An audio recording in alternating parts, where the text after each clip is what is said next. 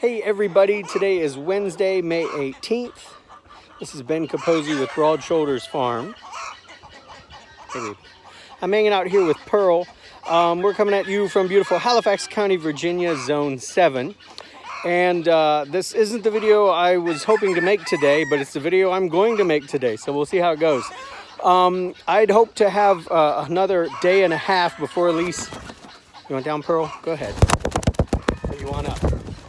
Okay, down it is. Before Elise had to go back to work, she was scheduled for tomorrow night, but she got called in to pick up a shift tonight. So I actually just have 1 half day today. So I've got to prioritize and do some sort of farm project triage. So let's see where we get. I'm just going to do this, like I said, unusual for me. We're just going to do kind of a little project by project, and hopefully at the end of the day, my half day, I'll have something neat to show you guys. So stay tuned. It's just various projects around the farm, just pushing things forward a little bit more on each of multiple goals. And we're going to start in the retirement hen run. So stay tuned. So I'm going to work mostly in the retirement home area. And one of the first things I'm going to do is pick up all this roll of chicken wire that goes all the way down here for when I was doing a fence line salad buffet experiment that didn't work in here, but it did work out there for the geese. So let's get that up. While I'm cleaning up here, I came across this fig, hi baby, that I had in various stages of protection for a while, and I didn't, according to the scratch test. I don't know that that's viable anymore. Well, that is. All right, so I'm gonna get my loppers and cut off this and this. This is root. Is this dead? Mostly, yeah. So I'm gonna cut off these two ends and then stick the whole root ball with this as my new trunk. And this will come back eventually, but all right, let me get that in the ground while I'm doing this. All right. It's all trimmed up. I even did a little bit of root pruning. So now I'm going to get it in the ground. And I can't get all the chicken wire up until I get this area cleaned up a little bit. So that's kind of how lots of projects are here. Can't get this one thing done because there's 2 or 3 things on top of it. Let me get them done first. So let me get that cleaned up and then we'll get up this chicken wire. Finally, meanwhile, I'm soaking that pruned fig in this bucket here. Let the roots get nice and wet before I plant it. Always a good practice. Just uncovered these, a big pot of chestnuts I was going to propagate, but I didn't get around to setting them up properly, so it's just soil for a bed. In you go, in you go. Cleanup continues, getting better. Started rolling up that chicken wire. It's way down there. It's picked up so much crap and debris, it weighs a ton. I'm almost done rolling it up, but look, everybody is very interested in what was revealed, which is good. This is how my retirement hens are supposed to spend their days. This is how it's supposed to work. All right, back to work.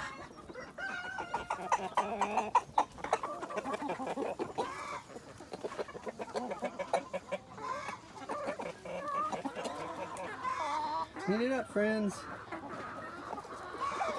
Go to town, go ham in there. Plenty more to come. I figured out what they found. Pinkies. Sorry, little mice. All right, so I got it all rolled up. It weighs a ton. I'm just gonna let it sit here in the sun for a while, by which I mean probably days or weeks. and let it dry out in hopes that all these caked layers will come out a lot more easily. Plus some of the chickens have been expressing interest in ransacking it, so I'm going to worry about that later. Next project is to bring in the tiller. Sorry, I had a big sheet of black plastic folded up back here, and I moved it out. It had collected a lot of dirt and water, so I unfolded it.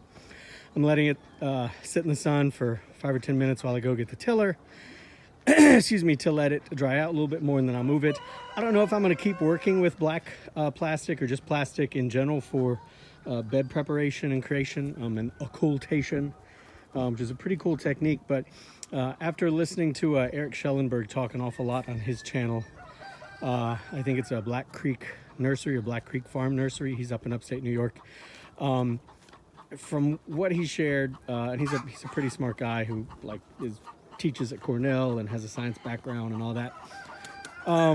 There's an awful lot of plastic migration when you use these things. And it not only goes into the soil, but it is being directly taken up by the plants. So I think I'm going to move more to the edible acres model and use hay. But anyhow, I'll still keep that. I'll fold it up. But what's next is to get the tiller. So tiller's way over there, so I'll get it. It'll come down here. And the tiller is for getting the waterways in here straightened out. So everything is ultimately going to run down to here, to this corner where there's a willow that I rooted there. The chickens keep ruining the tip, but I'll get it straightened up here in a minute and protected. But so basically all the water that comes in will be directed in a couple different paths that I'm going to use the tiller to help me define. So it'll all be come down here. So what we're going to do is, hi babies. Hey, there were some voles down here earlier. You guys go get them. They can join the pinkies that are already in their bellies. Hi Pearl, hello. So we're going to till all the way up here like this. Hi baby, excuse me. We're going to till up here like this. Then we're going to come around the corner here and go into the cattle panel greenhouse. So we'll come up and go like this. Now, when we're in here, we're going to go like this, all through here at a nice deep trough. And all the soil, of course, will be thrown up onto the sides as I build some beds in here. But we'll come out, and then we're going to come over to here. And we're going to go up and along the fence line there, where I've done it once before. But basically that way, water that comes in from higher in the garden will hit, sorry, it's very difficult to see my phone screen, but there's a channel there, there's a channel there, and there's a channel there. I need to redig them out. But basically everything that comes down the rows, and I've talked about this in a lot of videos, hits this channel here, where it then gets diverted into one of these three channels. It'll run down through here, all the way over here, down here, go into there. I'm actually probably going to dig one more short channel that starts up there and comes down here to feed into this as well, because this is all going to be the composting area when I get the chickshaws out of here. So any runoff, any nutrient rich fluid I want to collect in there and eventually get channeled down and be filtered down. No rainwater. I'm not going to direct rainwater into the small greenhouse that is for our family production. I just can't see a way for it to flow well. So it's nothing, no other reason than that. But anyhow, so we'll go through here. So let me go and get the tiller. And actually, even before I get the tiller, I've got to go get my cart and get some hay from the bales over there to lay down as a base, because I want this to be a raised bed all along here. So I'll lay down a nice thick row of hay. We'll till it up. That'll all get thrown onto there. It'll get thrown into there. More hay to build that up, etc. So let's get on to that now. All right. There's 3 bales put down pretty loosely. I'm not really packing it, like 6 inches tall, like really thick, because I'm not trying to suppress weeds. I'm just trying to raise this bed a bit, or this edge to create a raised bed. So they'll come in here and bust it apart for a little bit while I'm getting the tiller ready, which is a-okay with me. And we'll move on to the next step. Actually, before I move that, I'm gonna plant this pear tree here, which actually is kind of cool. I got it like super cheap at the grocery store. It fell over, which is why it's completely defoliated. The chickens went at it all night. But it definitely needs to go in the ground. But I'm trying to figure out if that bud is waking up or not. If it is, that's kind of cool, because this is a year-old stick of, what was this? Hosui Asian pear that I just grafted onto this, I think this is a moon glow. So if that actually works, that was a stick. I mean, look how dried up and desiccated it is, but it was in my fridge, sorry, with my scion collection from last year, and I was gonna throw it all out. And I just did a little scratch test on this one and it was still green. So I was like, oh, what the heck, let's try it. So anyhow, we'll see. Let's get this tree planted. I'm gonna put it opposite this one on the other side of the big cattle panel greenhouse. So on my way to get the tiller, and might as well fix this. I had a little trough that this hose would sit in, and for whatever reason it's come back up. So I got a hoe here, so I'm just gonna hollow this out one more time and semi-bury that hose again so that the top or the bottom of the gate doesn't keep scraping the top of it, because may help me lose a hose, and I don't want to do that. Done. Doesn't touch it. That's what I wanted. I'm not trying to bury it. I'm just trying to get it below the soil surface, but uncovered. All right, let's get that tiller.